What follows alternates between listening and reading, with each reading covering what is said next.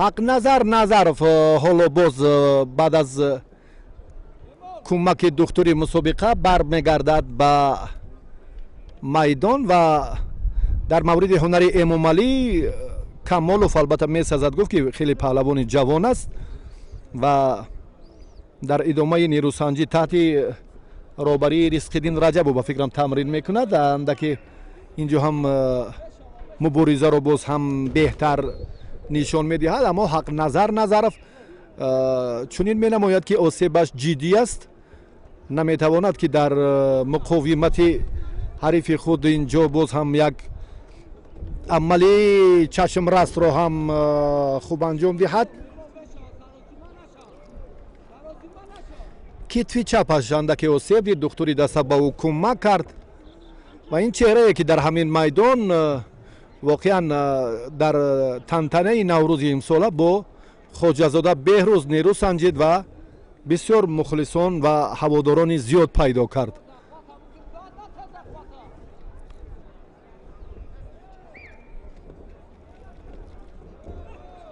боз ҳам дубора инҷо ишора мекунад Эмомалӣ, ҳаракате ки боз ҳам беҳтар буд, аммо натиҷа нест, ин натиҷа нест.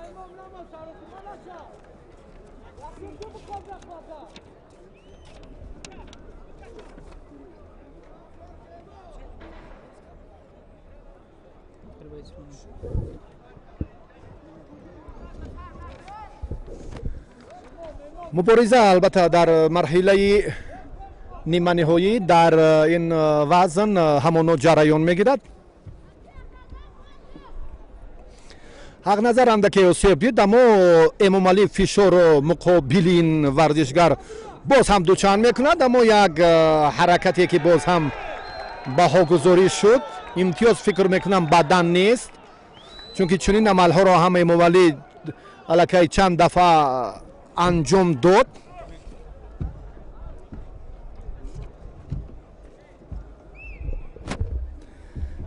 марҳилаи ҳассос, рақобатҳои ҳалталаб албатта баъд аз чанд лаҳза оғоз мегарданд.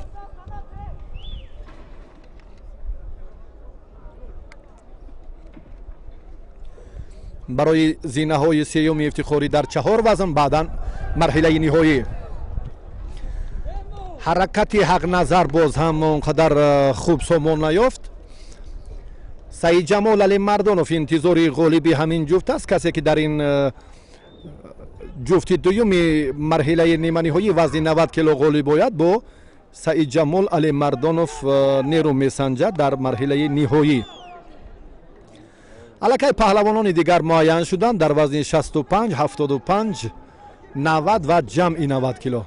ҳақназар ҳам боз як кӯшиши дигарро инҷо ҳам бенатиҷа сомон медиҳад. наздиктар бояд гӯштин гиранд ҳарду паҳлавон барои амалӣ кардани он ҳадаф. боз ҳам Эмомалӣ имкон пайдо накард. ҳақназар андаке боз ҳам рӯҳияашро қавӣ мекунад ки дар идомаи мубориза боз ҳам хубтар дурахшад. боз ҳам ин маротиба муваффақ нашуд. Эмомалӣ хуб ҳунарнамоӣ кард. Эмомалӣ ҳоло шонси беҳтар дорад ки аз он иллат, аз он осеби ҳарифаш ҳам хуб истифода кунад ва ба марҳилаи ниҳоӣ барояд. дар баробари ин ҳам боз ҳақназар ин маротиба акнун як бори дигар нишон дод ки ин чеҳра дар ҳақиқат ҳам нафари тасодуфӣ нест. бадан баҳогузорӣ шуд.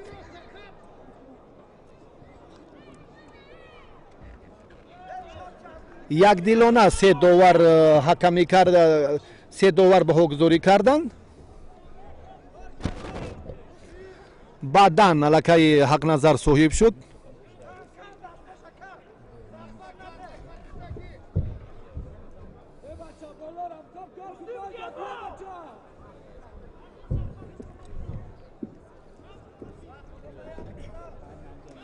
таваҷҷӯҳ мекунем ба сонияҳои боқимондаи ин вақт.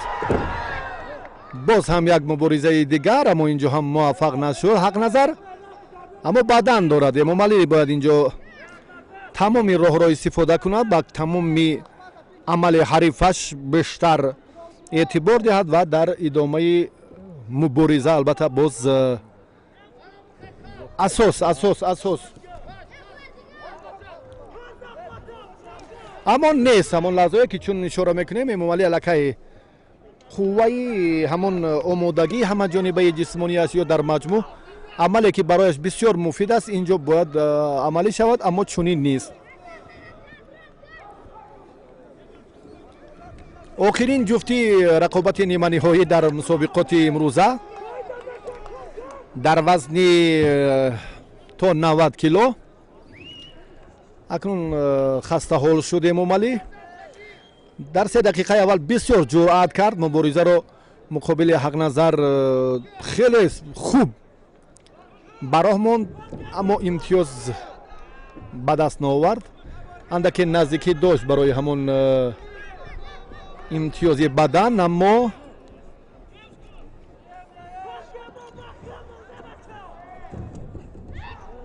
Ҳақназар хастаҳол аст. агар бо ин тартиб агар мо таваҷҷӯҳ кунем ба сабқати баъдии Ҳақназар дар муқобили Саидҷамол барояш боз фикр мекунам ки мушкили зиёд ба миён меояд.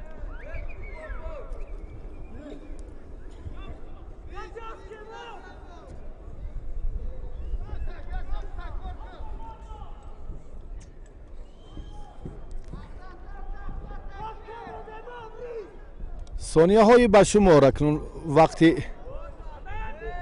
вақти хеле кам. бемадорӣ, хастаҳолии ҳарду паҳлавон ҳам инҷо акнун мушоҳида мегардад, аммо аз ҷониби Эмомалӣ бештар нисбат ба Ҳақназар.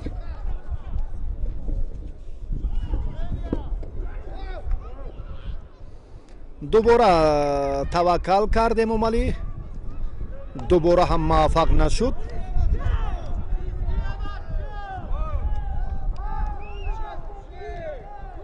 Ҳақназар вақтро кашол медиҳад. Эмомалӣ инҷо дигар хотимае ки барои нирӯсанҷии паҳлавонон ин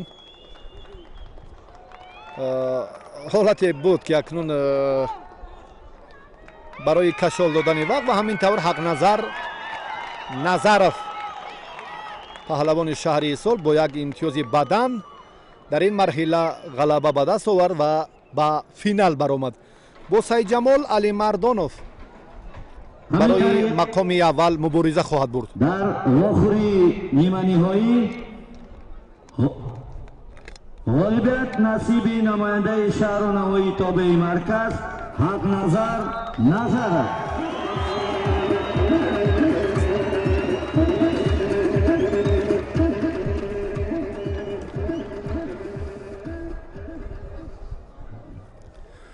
ҳамин тариқ Ҳақназар Назаров ҷои сеюм гирифтан паҳлавони шаҳри Ҳисор ғалаба ба даст овард ва ба марҳилаи ниҳоӣ баромад.